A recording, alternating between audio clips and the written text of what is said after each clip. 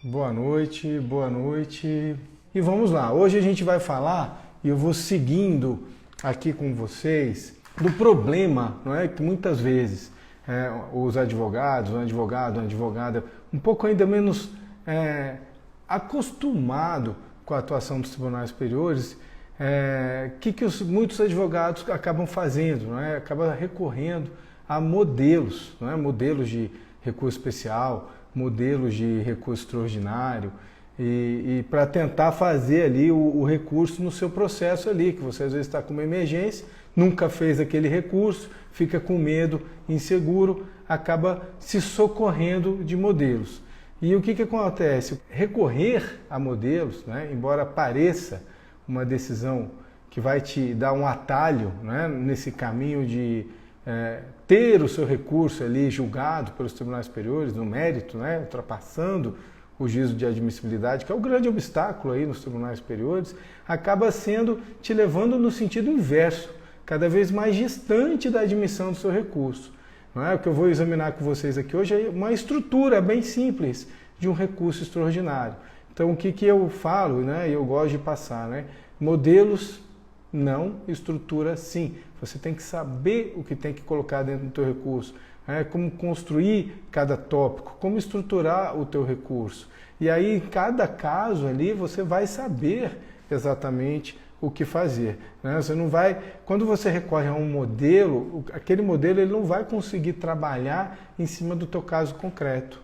E o que acontece? A atuação em tribunal superior, elaborar um recurso especial, como a gente fez semana passada, treinei com alguns que já tiveram aqui comigo semana passada, é um trabalho artesanal, né? Então, essa questão de você recorrer a esses modelos te traz todo esse problema, né? Por exemplo, vamos pensar aí na questão do pré-questionamento. Pré-questionamento, o que acontece? Como é que você vai demonstrar o pré-questionamento num modelo genérico? Não tem como, porque você tem que chegar naquele caso ali e mostrar para o Tribunal Superior, no teu tópico, se você abre um tópico específico para demonstrar que houve o pré-questionamento, né, que a tua questão constitucional está pré-questionada, né, como eu digo, o pré-questionamento ele não está dentro do teu recurso. Não é na hora de você fazer o teu recurso extraordinário, que é o que a gente está falando aqui hoje, que você vai fazer o pré-questionamento. Você vai ter a questão pré-questionada ou não pelo acórdão. É o acórdão que vai fazer o pré-questionamento. Mas quando é que o acórdão faz o pré-questionamento? Muitas vezes ele faz, a matéria já está inata ali no processo, tudo. Só que nós, como advogados, o que a gente tem que trabalhar? A gente tem que provocar esse debate pelo acórdão, provocar esse debate pelo tribunal. Como é que a gente provoca? Primeiro, reconhecendo a questão constitucional desde o início do processo, às vezes até da própria petição inicial. Quanto antes você começar a debater isso no teu processo, melhor, né? Maiores serão as chances de você ter essa questão efetivamente pré-questionada pelo acórdão, né? Pelo acórdão de origem, aí o acórdão do teu estado, o acórdão da região, o TRF, o Tribunal de Justiça, né? Para levar essa questão para o Supremo Tribunal Federal. Então, usar um modelo pronto, provavelmente você não vai conseguir superar esse óbice do pré-questionamento, né? Outra questão importante, modelos prontos. Como é que você vai trabalhar uma argumentação que é super profunda, né? Uma argumentação que você tem que realmente demonstrar, né, além do pré-questionamento, aonde houve a violação àquele artigo da Constituição, né? Por que ele foi violado?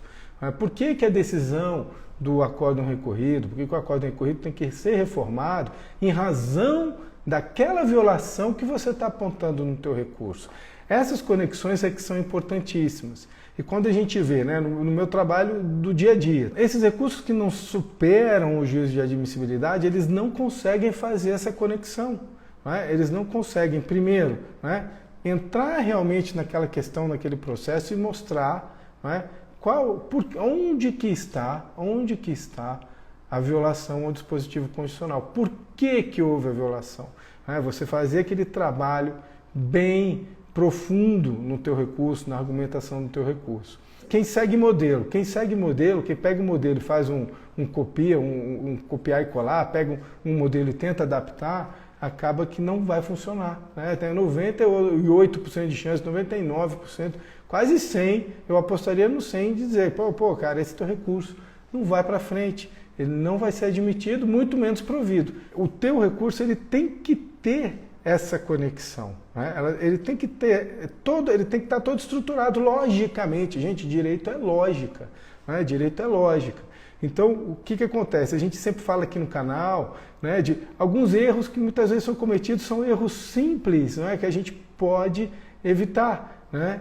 Então, primeiro erro, né, que eu falo aqui sempre para vocês, né, não copiar, não usar modelos, não usar também nenhuma petição anterior tua no processo. Né? Às vezes você já tem uma apelação belíssima, né? Você tem uma apelação belíssima, ou umas contra-razões de apelação ali que estão ótimas. Aí você fala, isso aqui está tão bom, eu tenho que fazer o recurso extraordinário agora, eu vou mandar um copiar e colar aqui. Não vai funcionar, porque o jogo, gente, é diferente. Né? Fazer uma apelação, instâncias ordinárias, né? O recurso tem uma estrutura, o recurso tem um objetivo, né? O recurso tem uma função, né? O recurso de apelação.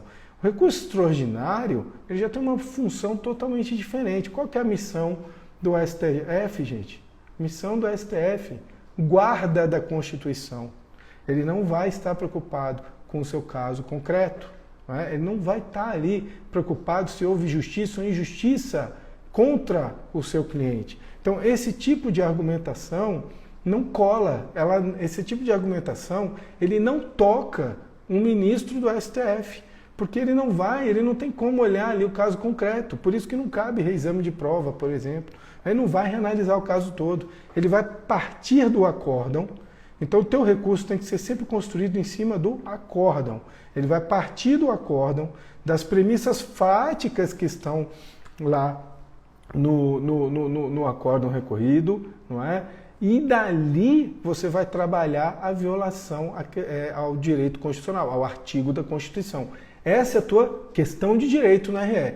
Qual é a questão de direito? Uma questão constitucional e que transcende ao teu caso particular, ao caso concreto. Transcende ao interesse das partes. Por isso que no recurso extraordinário, né, ao contrário do especial que não se exige isso, a gente tem um requisito também que é específico, que é a repercussão geral. Você tem que conseguir demonstrar no teu RE, não é, que aquele recurso, a questão que está colocada ali, ela importa a muito mais gente, não apenas ao autor e réu naquela ação.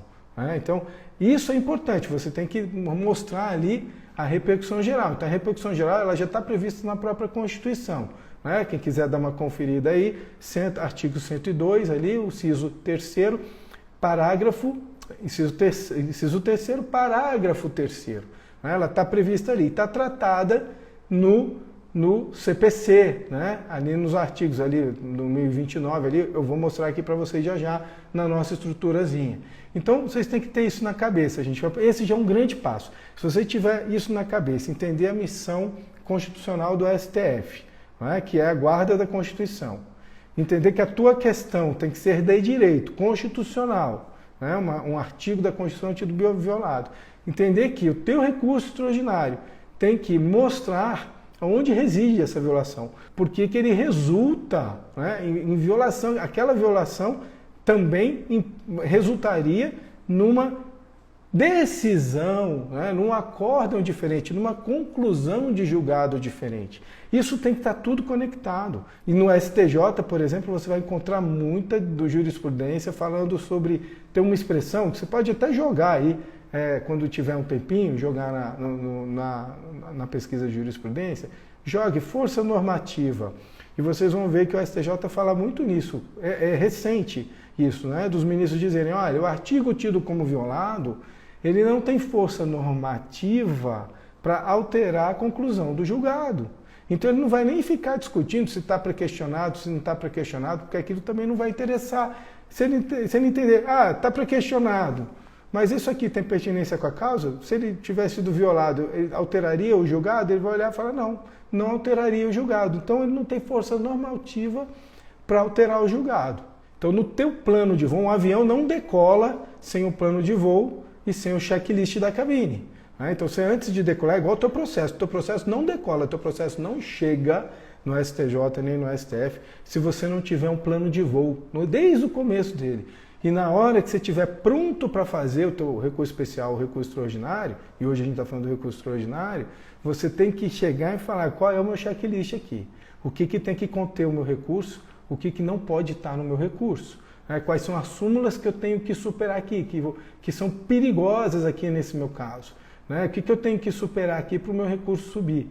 Né? Então isso aí é fundamental. Né? Então o plano de voo que você vai ter lá atrás, reconhecido a questão constitucional, ter feito o pré-questionamento no tempo adequado, o acórdão tratou da questão, então ela está pronta, ela é pertinente com a causa, tudo isso é plano de voo. Passou disso aí, agora o meu recurso, eu vou fazer meu recurso.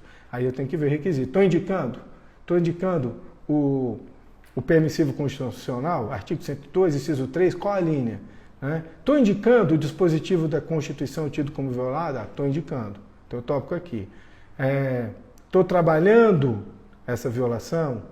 Já está bem pré-questionado? Preciso abrir um tópico ou não do pré-questionamento? Legal. Tempestividade, preciso abrir ou não um tópico de tempestividade? Porque esses são relativos, né? Às vezes você abre, às vezes você não abre. Repercussão geral tem que fazer, não posso deixar de abrir, de ter esse tópico no meu recurso. Não é? Eu estou caindo na súmula 279, né, do reexame de prova do Supremo. Deixa eu ver, o que tem no meu recurso? Eu estou falando de prova nele? Não estou falando de prova. Legal. Então tá bacana. Tem jurisprudência contrária já? Tem recurso repetitivo? Ou já tem uma repercussão geral a favor ou contrária? Porque se tiver a favor, fica fácil de você colocar. Né? Se tiver contrária, você vai ter que fazer o distinguish ali. Você vai ter que mostrar que o teu caso não é aquele. Então tudo isso você tem que ir ticando, né, no teu recurso, para você não falhar, né, na hora de propor, de interpor, de elaborar a peça recursal. Não significa que você vai ter que fazer um recurso enorme, um recurso gigante. Não, gente, dá para fazer recurso extraordinário curto. Dá para fazer recurso extraordinário de 4, 5 folhas e ser admitido e ganhar. Basta ter uma questão que você apontou, uma violação, uma coisa mais bem objetiva ali, dá para fazer. Tamanho de petição não interessa, mas ele tem que estar todo estruturado. Né? Então tem que conter essas questões que eu falei para você, né?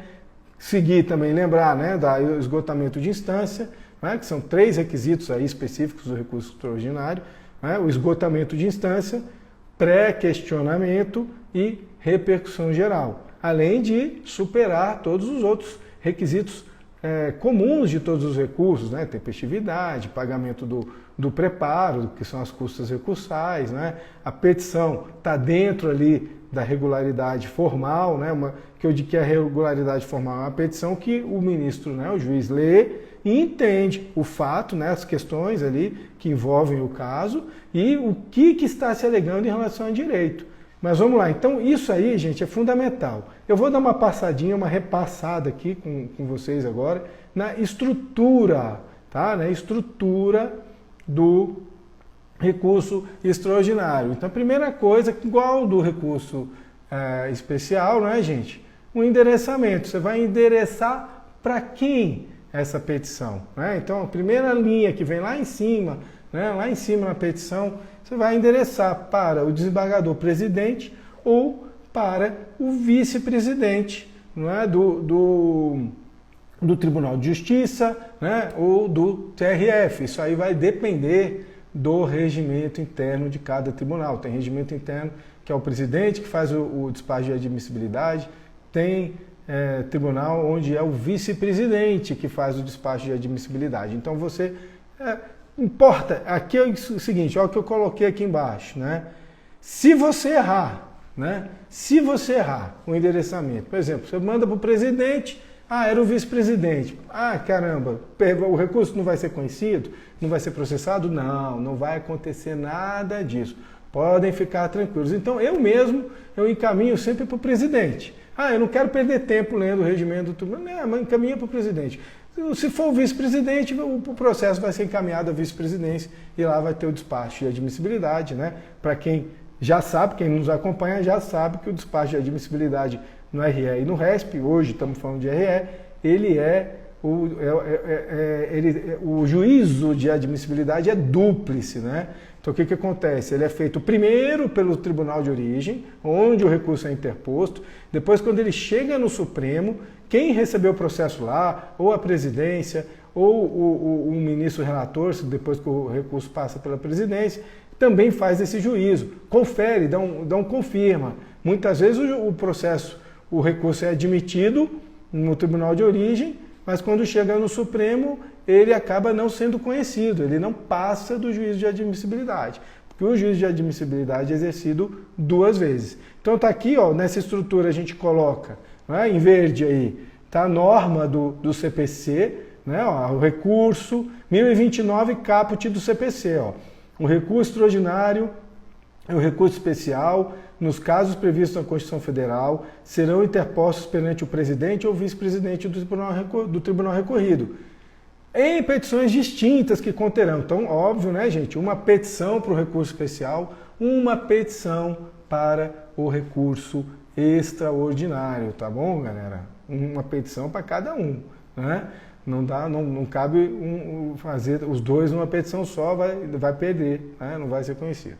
Então, aqui a gente passou. Então, botamos ali, coloquei um exemplo, né, que no caso do exemplo era, né, para o desembargador presidente do TJDF, que aqui é o tribunal onde a gente atua com mais frequência, obviamente, por estarmos sediados em Brasília, né, e aqui segue o fundamento do recurso. O que é o fundamento, não é, gente?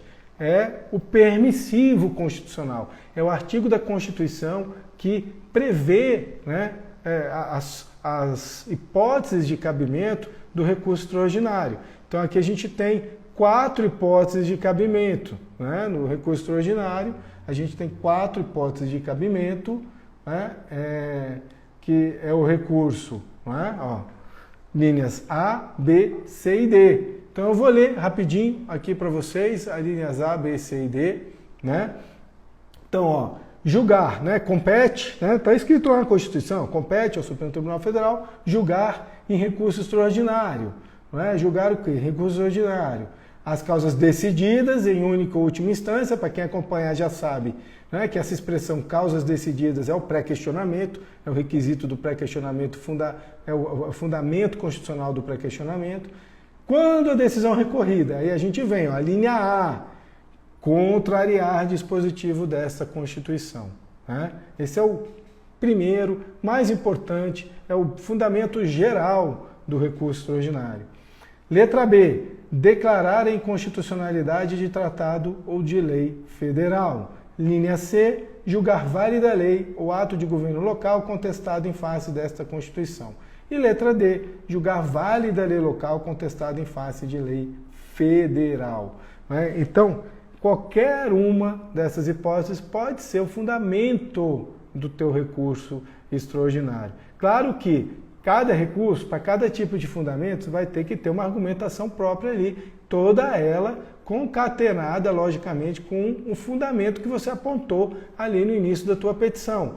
Então, o que acontece? Porque cai muito recurso na súmula 284 do STF, a súmula que fala da deficiência recursal, porque às vezes você indica uma dessas alíneas e quando o ministro vai ler as razões do teu recurso, elas estão totalmente desconectadas com a linha apontada.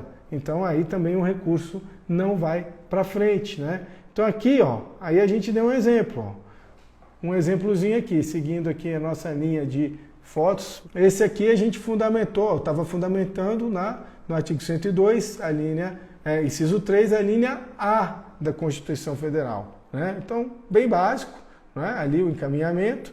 Seguindo, quando é que você precisa abrir um tópico de tempestividade no teu recurso? Tá, gente, não façam tópicos de tempestividade se o teu recurso não tem nenhuma dúvida quanto à tempestividade. Se você tem um prazo de 15 dias úteis para fazer o teu recurso, e você entra no 5º dia útil, você vai abrir um tópico de tempestividade? Não, você não precisa. Para que você vai crescer a tua petição com um tópico totalmente desnecessário? Então eu só faço tempestividade, tópico de tempestividade nos meus recursos, quando eu estou usando uma prorrogação de prazo. Quando teve um feriado no meio dele, e eu estou dando entrada no último dia do prazo, contando com a prorrogação que houve pelo feriado, férias, recesso forense. Aí você tem que dar uma cuidada aí, abrir um tópico e esclarecer por que você está usando aquele prazo e tal, e provar também, Lembrar sempre, gente, que feriado local tem que ser provado, no recurso especial, no recurso extraordinário, que os tribunais superiores não vão conhecer se o seu recurso tiver sido interposto fora do prazo legal ali do CPC, mas mesmo que você fale, não, mas tinha um feriado local, mas se você não juntar no processo a prova do feriado local, o teu recurso vai ser dado como intempestivo, tá? Então, tempestividade é bem tranquilo. Passamos a tempestividade e vamos para a síntese dos fatos. Então, o que acontece aí? Síntese dos fatos. E aí, a gente tem interessante aí, não tenham medo, gente? Não tenham medo. Leiam o artigo 1029, inciso 1 do CPC. Então, ali você tem que fazer a exposição dos fatos.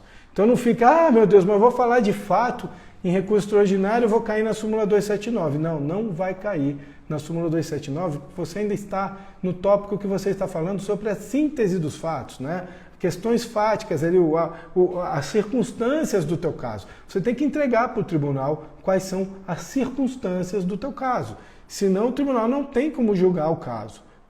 Então isso aí é muito importante também. Se você olhar, e você vai falar da síntese dos fatos. Eu tenho aqui, nesse meu caso aqui, então ali vinha, era uma ação que a gente tratava ali, essa era até do Distrito Federal. Tratava da necessidade de intimação prévia para demolição de residência ou de construção irregular. E aí, qual era a minha fragilidade nesse recurso extraordinário? Porque às vezes a gente faz recursos com fragilidades. Então, nesse caso aí, eu tinha fragilidade, que era uma lei local que estava sendo, que determinava essa intimação, o que não liberava, o que liberava a intimação prévia, Estava se discutindo ali uma lei legal, mas uma lei local? Aí eu cairia na súmula 280 do STF. Mas qual era a minha argumentação, qual era a minha questão? Era aqui, estou marcando para o pessoal do YouTube, está ali no meio, a recorrente opôs embargos, alegando omissão do acórdão, quanto à observância da cláusula de reserva de plenário, artigo 97 da Constituição Federal. Por quê? Porque o tribunal, no entendimento ali, que a gente explicava no recurso, era o quê? O tribunal não estava aplicando uma norma, uma lei local. Ele não estava aplicando a lei, mas também não declarou aquele artigo de lei inconstitucional. Ele apenas não aplicou. Isso os tribunais não podem fazer. Então ele tinha que ter levado essa questão da inconstitucionalidade da lei, essa prejudicial, e deveria ter feito um julgamento ali pelo órgão especial, ou pelo plenário ou o conselho especial, e não fizeram. Então, essa era a questão de direito constitucional, questão constitucional no recurso, que era a reserva de plenário, a preliminar de repercussão geral. Então, esse é o grande ponto do teu recurso extraordinário, você não pode deixar isso passar. Então você tem que fazer uma preliminar ali, demonstrar o quê? O que é repercussão geral, gente? Em poucas palavras, repercussão geral é a transcendência do teu caso. O teu caso, ele não interessa só às partes do teu processo, ele interessa a muito mais gente. Ou porque há vários processos iguais, que já correm, importa muita gente, e aqui, quais são os valores que dão essa repercussão geral? Então, estão aqui, no artigo, acho que já estão conseguindo ver aí, parágrafo 1º aí, do artigo 1035 do CPC atual, e o que ele diz aqui, parágrafo 1º, para efeitos de repercussão geral, será considerada a existência ou não de questões relevantes do ponto de vista econômico, político, social ou jurídico, que ultrapassem o interesse, que ultrapassem os interesses subjetivos do processo. Interesse subjetivo? das partes, né? Então o que acontece? Ah, mas Mário, eu tenho que ter os 4, né? A minha repercussão geral, eu tenho que demonstrar que o processo ele é relevante do ponto de vista econômico, político, social e jurídico? Não, é ou. Tá vendo aqui, ó, na lei? É ou. Tá? Então basta um deles. Né? Basta um deles. Mas aí você tem que trabalhar muito bem esse um. Né? Esse um, às vezes pode ser 2, às vezes pode ser 3. Né? Existe algum caso que viole Constituição, que não tenha repercussão geral? Sim. Né? É o Supremo que vai dizer se o teu caso, né, ele tem repercussão geral ou não. Então não é só o recurso extraordinário, né, o teu recurso ordinário, ele não vai subir só porque houve uma violação ali aparente de uma questão, de um dispositivo da Constituição. Você tem que demonstrar, né, que essa questão ela tem repercussão ou econômica, ou política, ou social, ou jurídica. Não é? Você tem que demonstrar. Se o Supremo entender isso, cabe ao Supremo. Né? É um poder discricionário do Supremo escolher as questões que eles querem julgar mediante recurso extraordinário por conta do requisito da repercussão geral. Então, às vezes, vai chegar lá, né, algum recurso extraordinário. Né? O ministro vai olhar e vai falar, pô, aqui eu acho que até houve violação, mas não tem repercussão geral. Essa questão aqui só interessa a essas partes ou a muito pouca gente. Não tem uma repercussão, né, econômica, política, social ou jurídica.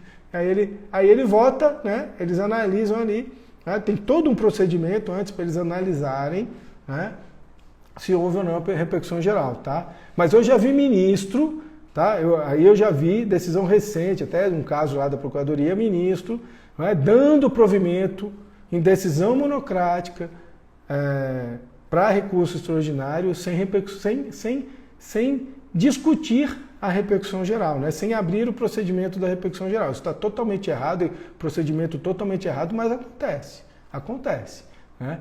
Mas aí o certo é, eles podem entender que não há a repercussão geral e não julgar o teu recurso extraordinário. Não se pode permitir que os tribunais, né, deixem de aplicar leis, né, neguem vigência a leis ou a dispositivos da Constituição sem adotar o procedimento da reserva de plenário, né, que está previsto no artigo 97 ali da Constituição Federal. Eu já ganhei muito recurso extraordinário com base nesse argumento aí. Aqui, ó, eu estava falando o quê? Que o dispositivo, né, o dispositivo da lei afastava a necessidade de intimação do interessado. Então o que acontece? Por que eu estou falando isso? Porque eu estou mostrando aí que ele era importante para o desfecho do acórdão. Né? Ele era importante para o desfecho do acórdão. Lembra da conexão que eu falo com vocês? Então ele era importante para o desfecho do acórdão. E aí passou. Né? Falamos a repercussão geral. O que mais que tem que ter no teu recurso? O pré-questionamento. Aqui eu ponho para lembrar. Né? Configuração do pré-questionamento. Ele tem que estar configurado. Você precisa abrir um tópico de pré-questionamento? Não precisa. Você não precisa ter lá um tópico do pré-questionamento. A maioria dos advogados fazem, mas a maioria faz. Né? Mas faz errado, porque não põe nesse tópico que tem que colocar. Né? Ele apenas fala, foi pré-questionado. Aqui é muito simples, gente. Aqui é você dizer, está pré-questionado, você cita o trecho do acórdão, onde o acórdão tratou daquela questão constitucional. Né? Você cita aquele trecho ali. Né? Você fala, está aqui, foi aqui que eles examinaram, foi aqui que eles violaram, está aqui, está decidido aqui. Tá? Mas é bom abrir, mas não é fundamental. Já fiz recurso, né? Os alunos meus já viram de cursos anteriores, recurso especial meu, sem eu abrir tópico de pré-questionamento, que foi provido. Por quê? Porque a questão estava ali, pré-questionada, totalmente pré-questionada no acórdão, escancarada. Então eu nem precisava falar que estava pré-questionado. Tá?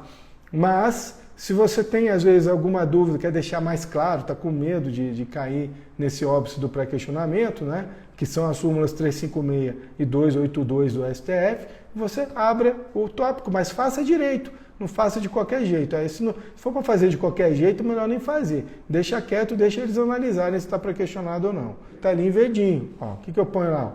Eu venho aqui e falo, de início, o dispositivo tido como violado foi efetivamente analisado pelo acórdão recorrida. Conforme se vê do seguinte é certo. Aí você chega ali e transcreve. transcreve o trecho ali, né? Tá? É isso. E aí a gente chega para um ponto crucial do seu recurso, que são as razões de reforma do acórdão. Então é nessa hora que você vai expor o direito. Olha os artigos aí, gente. Anotem esses artigos, tá? Vamos lá, anotem esses artigos. 1029, incisos 1, 2 e 3 do CPC. Então ali você vai expor o direito, demonstrar o cabimento do recurso interposto. Por que você não botou lá o cabimento? É violação, né? Então a gente está lá, contrariou o dispositivo da Constituição Federal. Aí você fala, eu aleguei que contrariou. Aqui você vai mostrar por que contrariou, né? E desenvolver suas razões profundamente. Falar, olha, essa contrariedade resultou, né, num acórdão, num julgamento, numa conclusão equivocada. E uma conclusão que, se for mantida aqui, vai afetar não só as partes desse processo, mas vai afetar muito mais gente. Porque ela tem uma repercussão jurídica que afeta milhões e milhões de casos afora no país. Qual era o meu caso aqui? Artigo 97 da Constituição, reserva de plenário. Tribunais que insistem, né, em negar aplicação às leis sem declará-las inconstitucionais. Né? Eles não podem fazer isso. Mas é isso, gente. Por que tem isso? Que os tribunais muitas vezes não gostam disso. Né? Porque o juiz pode fazer isso na primeira instância. E o desembargador tem que discutir, levar para o colegiado, tem que levar para o plenário. Né? Então isso eu já ouvi desembargadores falando, pô, mas eu sou desembargador e eu não posso dizer que uma lei é inconstitucional, o juiz pode ir na sentença e eu tenho que discutir isso no todo o tribunal. Né? Então, mas é o sistema, eu até entendo o posicionamento dele, né? Até entendo, mas nosso sistema processual civil foi construído desse jeito. Né? Então que seja o caso que se mude o sistema, né? Se incomoda tanto assim. Mas a gente, como advogado, como operadores do direito, a gente tem que estar ligado nisso aí para na hora que dá o probleminha no nosso processo, a gente checar, opa, me abriu um recurso extraordinário aqui, ó, né? Terminei aqui a argumentação, né? Pedindo que a anulação do acórdão recorrido, né? Para que se retornem os autos ao tribunal de origem, a fim de que se proceda a novo julgamento nos termos do artigo 97. Por quê? O que aconteceu ali? Uma turma do TJ que tinha julgado e tinha deixado de aplicar a lei, né? E não poderia. Né? Ela teria que ter levado a questão ao plenário do TJ ou ao órgão especial. Qual é a exceção a essa regra, gente? Tem exceção. Se o próprio Supremo, né, já tiver julgado a questão, né, se tiver uma jurisprudência ali já definido que por exemplo, em ADIM, que aquela norma era inconstitucional mesmo. Aí não tem jeito, aí você não vai exigir que o tribunal, não é, passe por cima de uma decisão do Supremo, para dizer se era inconstitucional ou não. Se o Supremo já falou que aquela questão é inconstitucional, aí não cabe esse princípio da reserva de plenário. A gente tem que ficar ligado nisso aí também, tá? E aí, terminando, a gente chega aqui, ó, no pedido, né? Terminando a nossa estrutura. O que você pede? Está aqui, ó, 1029.3, está aqui o exemplo, né, ante o exposto e tal, perguntando ali, né? Pedindo ali, né, a reforma, fazendo o pedido final do recurso que você quer que aconteça aí no seu processo. Por que eu trouxe essas questões? Né? Para vocês entenderem que muito mais, né, do que se socorrerem de modelos e tal, você sabendo estruturar o teu recurso, né, para que serve cada parte dele, cada tópico, como encadear as suas ideias, você vai ampliar muito mais as chances desse recurso ser conhecido, né, e provido. É claro que quando a gente fala em recurso extraordinário, você tem que olhar, né, todos os casos de repercussão geral para ver se o Supremo já se manifestou, se está a favor, se não está. Se não tem repercussão geral, você vai ter que trabalhar melhor aquela preliminar. Se já tiver uma repercussão geral, né, no caso idêntico ao teu, como é que eu digo, configurada, né, num precedente, você vai apontar ali, você aponta o número do precedente, né, e só põe o caso mostrando. Você vai fazer o quê? O enquadramento do teu caso, aquela repercussão geral ali, tá? Um abraço e boa noite a todos vocês.